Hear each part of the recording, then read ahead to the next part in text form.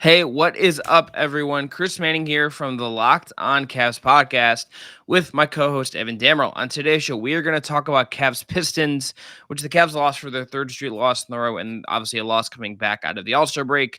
Then Evan is going to talk to Baillie Burmaster from Channel 19 about some AllStar stuff and just some Cavs stuff in general. Let's get into the show.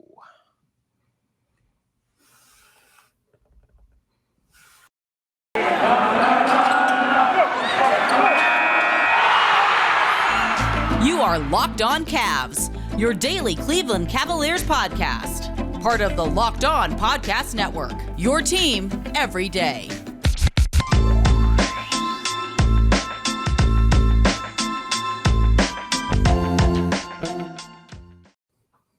First, we want to thank you, by the way, for making Locked On Cavs your first listen every single day. Remember, we are free and available on all platforms, and that includes YouTube. So please hit subscribe if you haven't already. Evan, you're going to be on the show the whole time. I'm just here for this segment number one in our ad reads today. But the Cavs lost to the Pistons, their third loss in a row. We also got some injury news on Thursday regarding Caris LeVert, who's going to be out 1 to 2 weeks with a foot sprain after he landed on someone's foot in practice earlier this week, and Darius Garland, who's going to be day-to-day as he continues to kind of deal with that back issue. I guess, Evan, do you have anything to say on the injury stuff? I think that what is obvious here is that they're going to miss some integration time with LeVert. They're going to miss getting some time to reincorporate him and continue to build with what they have with him. I think it's especially tricky because there's not that much time left in this regular season to kind of get him fully acclimated. But that's I think where we stand with LeVert. The Garland thing is more of just let's just see where it continues to go. It's obviously not optimal, and they clearly miss him when he's not playing. We said that a lot already when he's missed time, but it doesn't seem like it's going to be something that's going to keep him out more than another game or two. Yeah, we'll see what happens. I know the Cavs were very vague on their press release on his recovery. I think it's clear again, like we've said many of times now, especially tonight against Detroit, that they could have used him if we were giving out awards for this game, which we're not. Sorry to disappoint. I think I'd give Garland my MVP as a little bit of a tongue-in-cheek thing, and then also in all seriousness, just because he's so vital to this team's offensive success. Hopefully maybe before the weekend they reevaluate him and say, okay, a solid stretch of time off is really what his back needed, because JB Bickerstaff was pressed on a little bit pregame, and he said that Darius is obviously disappointed, but like understood in the grand scheme of things, this is much more important than him playing these upcoming games against Detroit, against Minnesota, against Washington on Saturday as well. It's not a sprint, it's a marathon is what the Cavs are kind of more or less saying right now. So I think that sucks. I think the lack of the ability to integrate LeVert, hopefully it is 1 week. I didn't see him on the sidelines during the game, so he probably stayed back in Cleveland just because he wasn't going to be available. But yeah, that I think that one's the one that sucks a little harder, just because you trade for him as a piece to complement your roster and your rotation to kind of help you really make a push towards the playoffs and build some forward momentum heading towards the playoffs as well. And the lack of his presence just to build a rapport with some of his teammates. Like, yes, he has Jared Allen for their time with Brooklyn, but they got to reestablish where they were at that time. And it's just a little disappointing because JB Bickerstaff mentioned before the All-Star break against Atlanta, like the Cavs are making a concerted effort just to really just feature LeVert in pick and rolls and pick and pop scenarios, and just scenarios that involve screeners, because LeVert's a very good passer in those scenarios. He scores really well in those scenarios, and he's hoping, like Bickerstaff said, to open up the offense a little bit. I think that's just the frustrating thing, is the Cavs kind of don't have that luxury. And granted, like he'll probably be back early to mid-March possibly, and there's still a little bit of pocket of opportunity to kind of integrate him back into the rotation. And the Cavs play a lot of games in March. So that is a little bit of a blessing in disguise, but it is frustrating. It is disappointing to think about that. Yeah, and then moving on to the game, they lose 106 to 103. JB Bickerstaff after the game called the game a, quote, disappointment, said they didn't do a job collectively as a team, did praise the Pistons for their effort, didn't want to disparage them, but really was kind of clearly annoyed by this. And for people that will maybe comment on YouTube or tweet us and ask why didn't he challenge the Okoro call when Okoro very visibly did not foul Cade Cunningham, but Cade Cunningham got 2 free throws when they called the foul, which ended up mattering in this game. To at least some degree. He said it wasn't a foul cut off the question that was asked about it. They moved on to someone else who was a team employee who then asked a question about Brandon Goodwin, and then the press conference was over. So that was the extent of Mhm. it. And the person asked Brandon was like not one of the Goodwin people in just person. So told the media that they also don't know when Darius will be back. So I just don't think we're gonna get a lot of yes. clarity on that either. No, but I that call was really bad. I think then they got Yeah. 3 shots at the end of the game, and they missed all 3 of them, and that's also bad. And, like, this Evan, I think JB is right to call this game a disappointment. This is a game that even without Darius, even without LeVert, I think you need to go into Detroit and beat a bad Pistons team. This is the 14th Mhm. win of the Pistons season. The Cavs have 35 wins. The Cavs are a much better basketball team. The Cavs did flip a switch defensively and locked in late, and Mobley had a stretch of this game where he looked like the best player on the floor and all of that stuff. Marketing was good in his return, I think, for the most part. But, like, you have to win this game. You led this game by as many as 10. You were outperforming them by like every metric for most of this game. And then in the fourth quarter, by the end of the fourth quarter, the Pistons ended up just outperforming you across the board in terms of offensive rating, defensive rating, in terms of like everything you want to track. And like again, you can say they miss Garland, you can say they miss LeVert. I think this is a disappointing loss, and it's 3 in a row. It's tight in the East right now. Like this could matter. And I think if you're saying it doesn't, I think you're a little too deep inside here, kind of just with your fan head on. Yeah, I understand why people are disappointed in the moment, but I don't think people will be obsessing over this too much come playoff time if Garland is fully healthy and LeVert's fully healthy. Well, But no, the but real like, story of the but you game is get to like the against the playoffs and you've gotten I yeah. know, but this is for like you said, this is a winnable game for the Cavs, and they kind of just fell apart down the stretch. I think missing 11 of their 34 free throws is suboptimal to say the least. I also think going 12 of 35 from 3 is also tough, but let's be frank, their 3-point shooters at this point are Jetty Osman, it's Dean Wade when he's feeling it, it's Kevin Love, and it's Larry Markkinen, who has quite a bit of rust. He's trying to get himself reacclimated to playing with the Cavs again. So it's just this is a tough one. It's tough to take on the chin. I'm curious to see how the Cavs respond. Maybe they use that Kevin Pango's roster spot to maybe go make a move just to add some extra scoring punch if it's available, but we'll see what happens. Like there's a little bit of a limited window at this point of what the Cavs can do. They have till next Tuesday to sign a player that can remain playoff eligible, but this was just a disappointing loss. Two in a row. I wouldn't say this was as frustrating as the first loss they had in Detroit that Darius Garland was clearly frustrated about, but this is easily a winnable game for the Cavs, and disappointing is a good way to put it.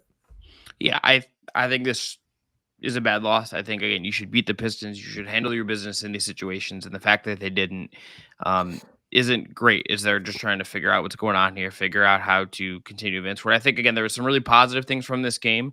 Mobley had a defensive game that is one of the best defensive games I think we've seen from him, at least stretches of it. Marketing, Dude, that 6-16 from the block in the field. last moments of the fourth quarter rolled. Yes. Marketing, comes back, plays 20 minutes, 6 of 16 from the field, 22 points, 8 of 10 from the line, was missed a 3 late and stuff, but like was overall, I think, pretty good. Everything just felt a little off. I think, without Darius, without LeVert, they struggle to have guys on this team that are going to force rotations and force the offenses to react to them. You saw them muster enough offense realistically for the most part, and then it just kind of faded out. Late Goodwin had some moments, but ultimately, doesn't quite clean enough. There's just left food on the table here for the Cavs. Like the Pistons shot 40.7% from the field and won. Like that's bad. That's a bad loss straight up. No, it really is. Like there's only so many ways you can spin this without saying it's just a bad loss in different ways, but there's no rest for the weary. I think right now, just standing wise, it's virtually a tie between Cleveland, Milwaukee, and Philadelphia for third place in the Eastern Conference. So it got a little tighter. I think Philly is probably going to jump ahead just temporarily because they play tomorrow night, and that's going to be James Harden's debut. And I imagine the Sixers will be a little juiced and probably won't fall flat on their face. But maybe I'm speaking a jinx into existence as I punch my mic. There it is, folks. But it's going to be tough sledding. I was kind of going through it while Chris was kind of getting set up before the show. I don't think the play-in tournament is really like what people should be worried about. I could see this Cavs team slipping to 5 or 6 though, and then they're going to have to kind of face an upward climb to maybe get back to that position they're in. Like it's going to get uglier before it gets better, obviously. But I don't think the end is completely here where people are like, oh, great, now the Cavs are going to be in the play-in tournament. I don't think that's necessarily the case. I have faith in the fact that they have one of the easier schedules down the stretch. And I think I have faith in the fact that them doing this with Garland now is the right decision, because if you have him available even for their closing stretch of the season as regular season as well, this is just a smart move in the grand scheme. And I think we're just going to have some frustrating losses between now and then until he's fully back out there. Yeah, I think that's right. Okay, we're going to go on a break here, and then Evan will be back with Baillie Burmaster from Channel 19 to talk with her about a ton of different things. But Evan, first, going to tell everyone about our friends at TrueBill. Do you know why free trials were new without your consent? It's a business scam out to get you and take your hard-earned money. Don't let greedy corporations pocket your money, so download TrueBill today to take control of your subscriptions. TrueBill is the new app that helps you identify and stop paying for subscriptions you don't want or need or simply forgot about. On average, people save up to $720 a year with TrueBill. TrueBill makes canceling subscriptions very easy. All you got to do is link your accounts, and TrueBill will cancel your unwanted subscriptions in one tap. Go right now, TrueBill.com/LockedOnNBA. It could save you thousands a year. They have over 2 million users and help them save over $100 million.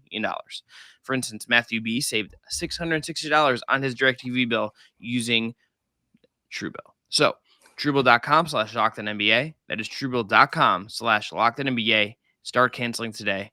It could save you thousands a year. This episode of Locked On Cavs is also brought to you by Rock Auto.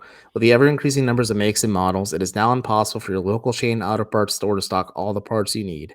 Wind are often pointless or seemingly intimidating questions and wait while the person behind the counter orders the parts on their computer, choosing the only brand their warehouse happens to carry.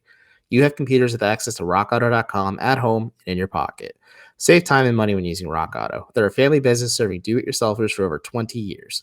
Rock Auto's prices are reliably low and are for every customer. They have everything you need from brake parts, tail lamps, motor oil, and even new carpet. I, myself, Evan, encourage you to discover all the car parts your car needs and discover how Rock Auto can help and share just how awesome it is with everybody you talk to. So if you're interested, go to rockauto.com right now and see all the parts available for your car or truck. Right, Locked On in there. How did you hear about us box to know that we sent you? Amazing selections, reliably low prices, all the parts your car will ever need. Check them out today at rockauto.com. All right, now Baillie Burmaster with Evan talking about some.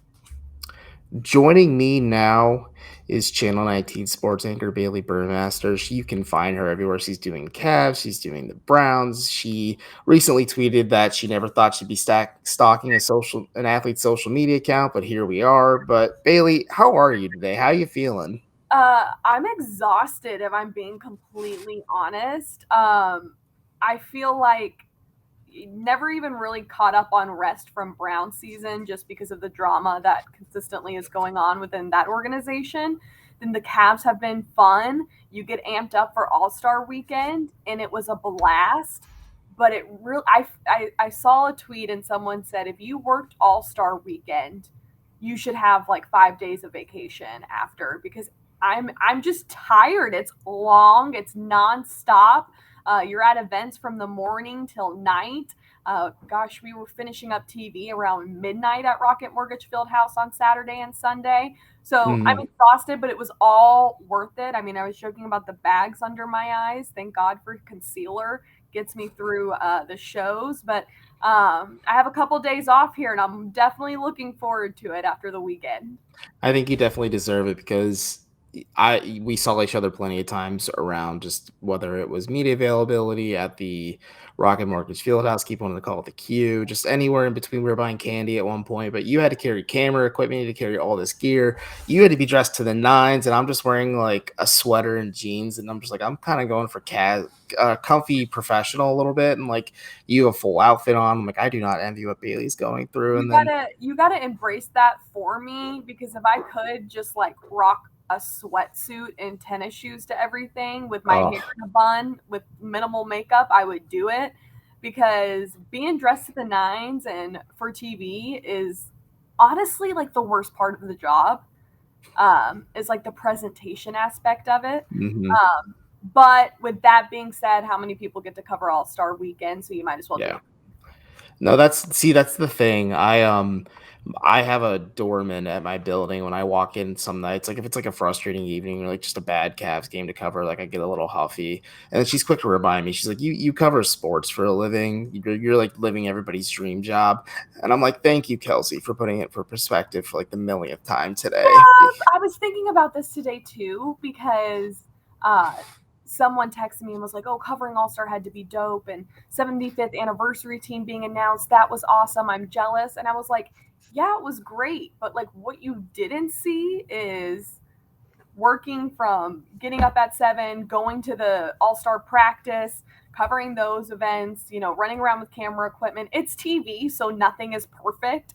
No. There's a lot of chaos within TV, which people fail to see. I'm not complaining whatsoever. I chose this industry to do it, but it's not all glitz and glam, which some people think it is. Oh no, absolutely. And that's why I said I don't envy the position you're in because you have to take it. Like I have to just sit behind a computer and somebody pays me for my opinion, whether it's right or wrong. Like you have to be on in terms of presentation and everything else. That's where I don't envy you there. I think the funny thing, especially when people are asking about the TV aspect of everything, people fail to see that we produce, edit, write, shoot a lot of our own stuff. I think I don't do as much camera work as I used to in my previous markets, which were Green Bay, Wisconsin, and Lubbock, Texas. But I still heavily, we haven't been approved to be at Cavs practices. Actually, we were today, thankfully. So hopefully we'll be out there more. Just because of COVID stuff related things. But for Browns practice, we're the ones out there doing the camera work and shooting. And, I always get asked, "Oh, where's your photog?" I am the photog. "Oh, who does your makeup?" I am the makeup artist. There's, you got to be a Swiss Army knife, so to speak. Well, I appreciate your dedication and I appreciate you coming on I really do. And I may be, to quote you, a little bit abusing you going forward to have you as a guest because for those who don't know, I've been on Channel 19 a few times with Bailey and she jokingly says she's abusing me. I'm like, it's not really. I'm happy to come on and chat. So, well, it's so great to always, I think it's a positive part about the industry people don't discuss enough is the great people and nice people you meet along the way. And you obviously have a common interest because of the teams you're covering. So it's always nice to see different perspectives and bouncing it off of people. So that's why I always love having you come on our show. And now I get to return the favor. No, absolutely. And let's talk about All-Star a little bit though. Obviously we talk about how you and I both retired. Like those who listen to the show probably know Wednesday's the day I finally woke up a little bit. Like Monday and Tuesday were real struggles for me. I took Monday off entirely and slept for the better part of the day. And just Tuesday felt like I was an absolute zombie. And just today I'm finally getting back into the swing of things. But we were kind of just storyboarding some ideas before this. I was doing it from the chair of a tattoo artist, and you're just like, I love this. But Bailey, what was your in terms of events and even anything in general? What was we ruled out the dunk contest because I think it's no secret that the dunk contest was suboptimal this season. What was your least favorite part of All-Star? Let's rip the Band-Aid off and get it out of the way. So least part, this is a curveball answer, but I think you live downtown as well, so you understand when I say this. It took me 30 minutes to get home from anywhere downtown. Oh yeah. I had a car, and that was a pain because the night's over, I'm trying to get home and I can't do it. The basketball related answer I have for you is actually the worst part of the weekend that I secretly loved. And it's because it's the same reason that Russell Westbrook is my favorite player in the NBA, which I can see is very controversial probably right now. And people can judge me. That's okay. I can take it. He's so petty. And I love players that are petty because it's just hilarious to me. So the best part of the weekend was Steph Curry winning MVP because the Cavs fans secretly hated it. Yeah. You can't deny the greatness he had during that game. No. Also today, I want to tell you about our friends at Buildbar. This is the time of year that people give up on their New Year's resolutions, but not this year. You can stick to your resolutions by eating Built Bar. It almost feels like you're not really it's a resolution because you're going to enjoy eating them. Built Bars are covered in 100% chocolate that includes the great puffs, and they're low-calorie, high-protein snacks. Replace your candy bars with these. They're going to be better for you. They're going to be more enjoyable. And look, check out their macros. 130 calories, 4 grams of sugar, 4 grams of net carbs, and 17 grams of protein. Compare that to a candy bar, which usually has 240 calories, 30 grams of sugar, and dozens of net carbs. That's unbeatable. They have great flavors like mint brownie, coconut almond, and new this month, white chocolate cookies and cream. Go to Build.com, use the promo code LOCK15 and get 15% off your order. Again, use the promo code LOCK15 for 15% off at Build.com.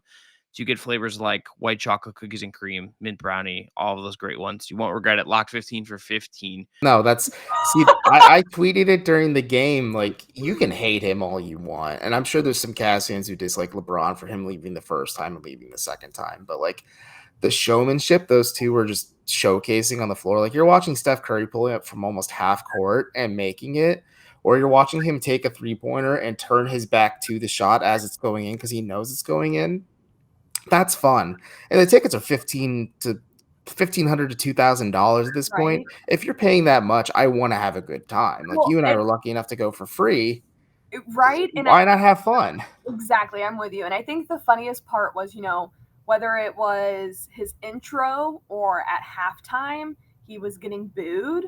But there was a point, and I think it was in the third quarter, where he hit like 4 threes back to back. And everyone's just going, oh, like freaking out. And no one's booing him just because it's like, at the end of the day, everyone's there for the common denominator, which is to see some legends and some greats just ball out and have some fun. No, absolutely. And so I agree on the travel aspect. I agree on the Steph aspect. I walked most places because I gave up driving midway into Saturday. I was just like, either I'm going to have to pay for parking or I'm going to park like 3 blocks over and walk even further and then deal with all the traffic. And I'm like, I'm just going to throw an extra pair of shoes in my bag so I don't ruin my Air Cortezes when I'm walking from the arena. So I did the same. Great minds think alike. Exactly. Just synergy. Teamwork makes the dream work here. But for me, the worst part, it kind of goes hand in hand with yours, but I enjoyed a little bit of the pettiness. Like, I thought it was funny that you would watch certain players get introduced and Draymond Green's on the screen, just instant chorus of boos. Or Steph Curry's on the Jumbotron, instant chorus of boos. Or Paul Pierce is walking out and being celebrated as one of the 75 all-time greatest players, just drowned in boos. But apparently TNT deafened that, so nobody heard it at home. Get out. So I'm serious. I had friends and family texting me saying, were people really booing Steph? I'm like, yeah, and I'd send them the video. They're like, oh my God, it's not like that at home. So that's the worst part for me. TNT, boo. Boo, exactly. So, I don't know if you caught this too, but this made me laugh so hard. So after they introduced Steph, and he was booed, Giannis was then introduced, and he got a huge applause. And he looks at Steph, winks at him, and like that's how it's done. I didn't catch that. I was like, I covered Giannis with the Bucks when I was in Green Bay, and I was just like, oh, I love it. Like, I just love the pettiness of the NBA. It's unmatched. It is really unmatched. You really notice it as well when James Harden was introduced, just smothered in boos.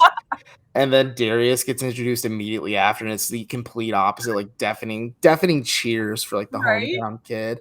And just to kind of jump off that, what was your that was a favorite part for me. I think my favorite part overall was just the 75 greatest players ceremony. Like, I thought that was super cool just to kind of like be part of that, because like going to an All-Star game is a bucket list item for me just personally, but to say I get to go to that All-Star game specifically, I think will really sit up there for me.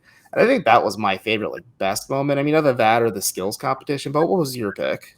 No, mine was definitely the 75th anniversary ceremony at halftime.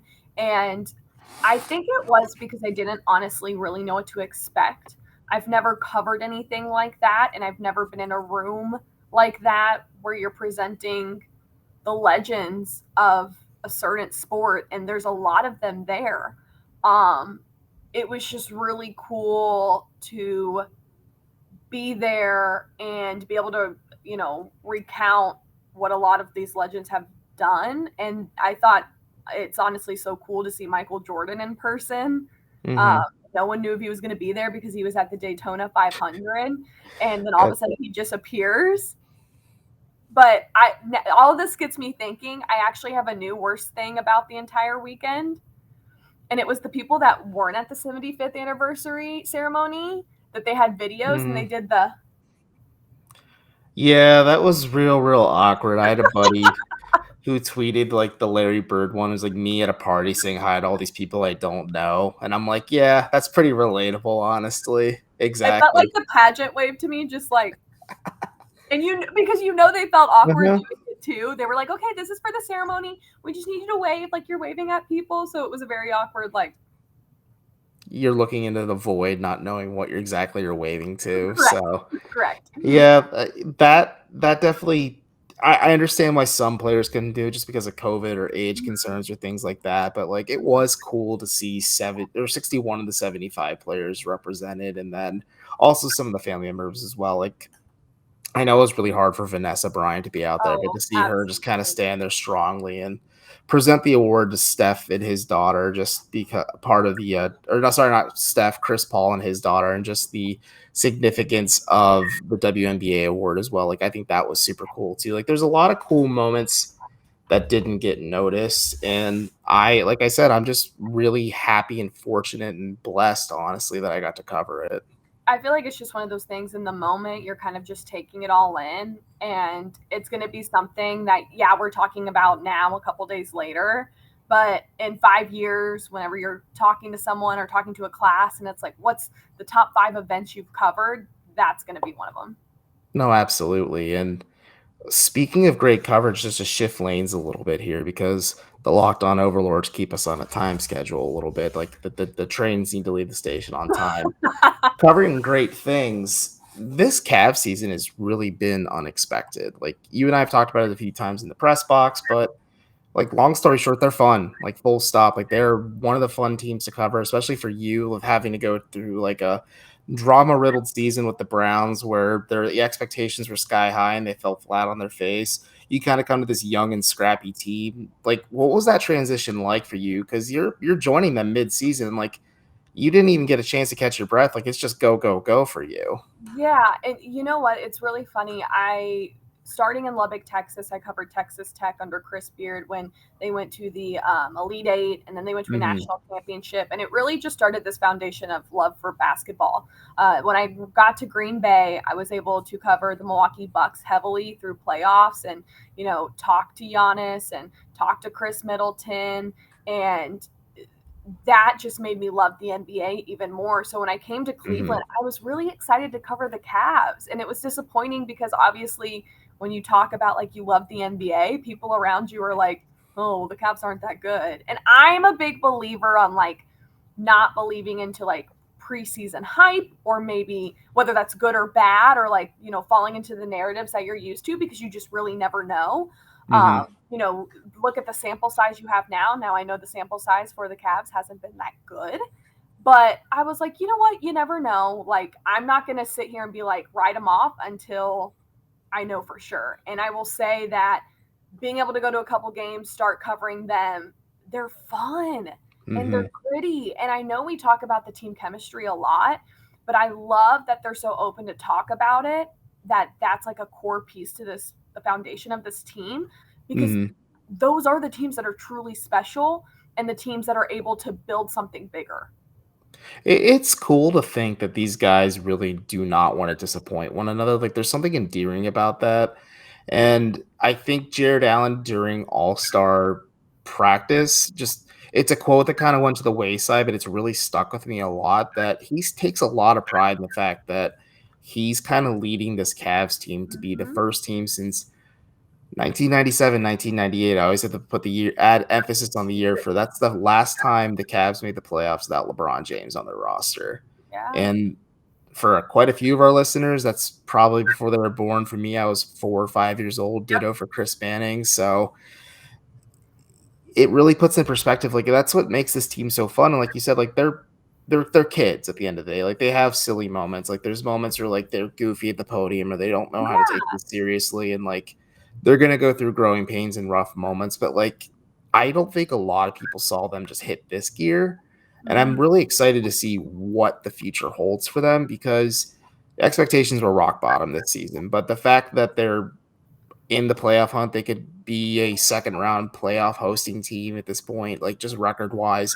And that's crazy to wrap my mind around. And like, it's not just what I'm looking at them now, it's what I want to see from them next season and the year after that. Like, how do they build upon this season so they can continue the success? Because like you covered it, Milwaukee, they were a young team as well who just kind of had to go through their growing pains and take the lumps. And then the next thing you know, Giannis just finally proves like, hey, I'm not a regular season player. Mike Budenholzer, I'm not a regular season coach. Chris Middleton, I'm the ideal wingman. Like, they went over the hump. They went through their growing pains too. And like, I feel like you kind of saw that there, and I feel like you're going to see this here as well. It's a way of meshing like those seasoned vets with the young promising guys, and it's not as always easy as it looks to intertwine those, but I will say, with it kind of being the second half of the season, they're trying to make a push for the playoffs, whether it's play-in or hosting. My question to you would be, at the end of the day, how much do you think lack of experience will play down the line? See, that's an interesting question because I've been thinking about this a little bit. So they have Rajon Rondo, a championship winning point guard on their roster. They have Kevin Love, who has been to 4 finals and seen everything with LeBron James in between that. And he's won a championship as well. You have Karis LeVert and Jared Allen, who led the Nets to the playoffs before Kevin Durant and Kyrie Irving got there. Then eventually James Harden shipped those two out of Brooklyn. You have a lot of veterans, and like, it's weird to say Jared Allen is a veteran, but he is one of the more experienced young players in Cleveland's young core, to kind of just say this is what it takes to win. And when you need to prepare for a 7-game series, like, it's a completely different beast than the regular season, because you're not just running a primary game plan on a night-to-night basis with maybe some slight alterations and tweaks to who you're facing. Like, you're zeroing in on an opponent and focusing it on like mismatches you can exploit and things like that. I think I feel comfortable in saying that maybe this youth and inexperience could be tough for them. There might be times where like they look like the moment's too big for them. Like, AllStar kind of gave you a little bit of a sample of that with Darius at times, where like he looked a little overwhelmed, or like maybe the moment was a little too big, but you don't notice a lot of that because Steph Curry was hitting these amazing shots throughout the game. So like that kind of gets thrown to the wayside. But it's also encouraging because Joel Embiid, several days before the All-Star game, took Jared Allen's lunch money and then some. But down the stretch in the All-Star game, Jared Allen was challenging Joel Embiid on defense every step of the way, and then also trying to give it back to Embiid on offense. So granted, it's All-Star, but like there's something encouraging about that. And in the inverse is, I think a lot about how Cleveland got humiliated by the Bucks early into the season this year when Drew Holiday just kind of locked up Darius Garland for a solid 48 minutes, like just made him uncomfortable, and in turn made the Cavs uncomfortable on offense. Cleveland played Milwaukee again. They have Giannis, they have Middleton, they have Holiday out there. But JB Bickerstaff made adjustments to make Darius's life easier. And it's a simple thing, but they're like, okay, we're not going to let Drew Holiday defend Darius. We're going to force him to switch off of him and then make Giannis defend him in space, or force him. And Chris Middleton, again, is no slouch, but he's also not Drew Holiday in terms of defense either. Like, there's a little bit of less pressure there. So I feel like their chances are good. I feel like having those veterans and positive voices in the locker room at key positions for a lot of these guys helps too. And I think Bickerstaff being a little creative and being unapologetically himself with just wanting to play big, like he's not going to back away from that. And him making adjustments though, and realizing maybe, hey, we need to course correct and maybe make some adjustments so that next time we see these guys, it doesn't happen again. So I'm curious to see how they handle the last 20 or so games. Like, I just, biggest thing of all is I want them to get healthy heading into the playoffs so that when they get there, they're kind of gelling and they're kind of hitting on all cylinders, so that we don't really have to have these conversations anymore about like the small nagging issues with this Cavs team. That was my next question. How concerned are you about these injuries? Do you think they're going to be nagging long term? Because, Garland's still dealing with his back. LeVert has a foot. Laurie possible, but who knows? He's still kind of making a return from his ankle situation. I mean, do you worry about that long term? Markkanen, not so much, because I think you and I talked about this a little bit, but I was at the game when that happened, and when he fell to the floor, he grabbed the back of his ankle right away. And like initially, that's just a natural reaction when your Achilles ruptures, and that's your fear is like, oh great, he ruptured his Achilles. And thankfully, it's still like unideal. He had a high ankle sprain, but like in the grand scheme of things, the best possible thing. But he's a 7-foot player. He's a big guy. Like he fell to the floor hard. And the Cavs are a team that are overly cautious. He's listed as probable because we're recording this the night before the Pistons game. I know we'll be posting this Friday morning, but either way, he's listed as probable. And I think he's gone through multiple practices at this point. And I know just talking to his agent and talking to JB that he stayed in Cleveland during the All-Star break just to kind of ramp up his rehab and his productivity because he wants to get back on the floor.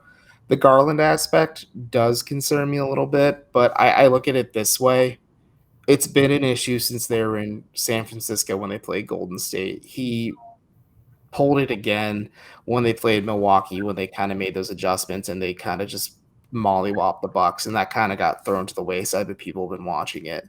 But I look at it this way. You're playing a team like Detroit, and then you're playing Washington, and then you're playing Minnesota for your next three. Two of those three teams aren't trying to win. They're trying to get better playoff, or not playoff odds, lottery odds to get a better draft pick. I think you can afford to rest Darius maybe and his back in these games that maybe may not mean as much. And if you're able to beat these teams, regardless of whether or not all your players are available, that's the key thing here. So I would not be too concerned. I think like if this is the playoff scenario, you'd ask him like, hey, how bad does it hurt? And I think he'd tell you like, hey, I'm good enough to go. But if you're able to afford these opportunities to rest his back, you go for it. Yeah, why push it? It's not a sprint. It's a marathon because when you get to the playoffs, you want to make sure people are fully available. And if Darius can get 2-3 games off between now and next week, that's ideal for me because then you think in April or May, even if they go that far, he's more available because his back's not as bad of an issue because you were able to afford to rest him during that time. 1,000%. So hopefully that rest gets them back in shape and ready for the long haul down the stretch. Mm-hmm. No, I absolutely agree. And I'm going to flip it back to you. How are you feeling about the Cavs post-trade deadline? Like Philly made their move to get James Harden. The vaccine mandate news in New York is kind of big for the Nets because Kyrie Irving could be playing in Barclays soon. And instead of playing 8 of their last 23 games, he could be playing quite a few more. Kevin Durant looks like he's coming back. I think Ben Simmons might be back sooner instead of later. Milwaukee's obviously very, very good. I think Atlanta's better than people give them credit for. Boston's in the thick of things. Like this is going to be a pretty tight race for Cleveland. I mean, Chicago and Miami are right there too, and I'm interested to see what happens with them as well. Like, how are you feeling about the Cavs' chances? Just how strong the East is? I would say I need about 2 or 3 more weeks to give you a full answer. Good answer. I like sample sizes. I felt like before the All-Star break, they were tired. You know, there were injuries. I think they were just trying to get to the All-Star break to kind of recoup and use that as okay, let's take a step back, take a breath, everyone take a couple days. Coaches will look at what needs to be fixed, and then we'll work from there on, matchups, what teams we're doing, how we can better prevent that, what we can work to help play in our favor, and then get going and really focus. I'm eager to see it. I'm going to give it a couple games because I think, they're still resting Garland. I think it's going to take a little bit to get back in the groove, but here in about a week or two, I'm really going to be paying attention to see how they're gelling, especially with LeVert, if he's really finding his groove and whatnot, because I'm a big believer in playing your best ball at the right time. You don't want to hit too early and you don't want to hit too late because it's going to catch up with you down the stretch. So I think, they need to find their footing coming out of this All-Star break. And then you'll probably have to circle back and ask me in about 3 weeks to see how I'm feeling. But there's no reason not to believe that they can't be in a real contention for playoffs. If they play like we know they can, and they play to their advantages and play to their game, I think that is the key to everything, is don't play ball the other way other teams are playing. Play ball the way you know how to play, which JB is great at, and work that system. No, I absolutely agree. And I'm looking at my calendar now, March 9th. We'll have to pencil you back in for a 3-week revisit on how you feel about them.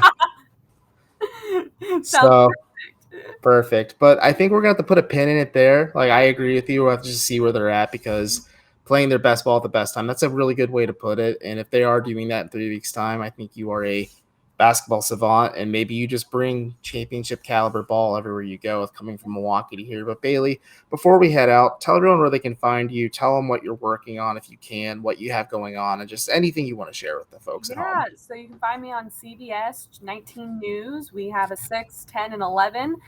You can also find me on Twitter at BayBurnTV or Baillie Burmaster on Facebook and Instagram. And, we kind of cover it all. We're gearing up for some March Madness. We'll start covering some Cleveland State. They clinched some of the Horizon League regular season title with their win Sunday. MAC tournaments coming to town. There's a lot of basketball to be played. So we'll be covering not just the Cavs, but a little bit of everything, especially with college March Madness. I love me some March Madness. So a lot on the plate come March. Everyone, be sure to check out Baillie's work. Be sure to follow her on Facebook, Twitter, Instagram, anywhere you can find her. And you can check her out anytime, like you said. And you might see my ugly mug on her side of things as well. So you don't have to shake your head in agreement on the ugly mug part. But thanks again, Baillie. I appreciate it. Guys, Chris and I will be back Monday to talk about Cavs Wizards and also preview their Monday tilt against Minnesota. Stay safe, stay warm, and as always, go Cavs.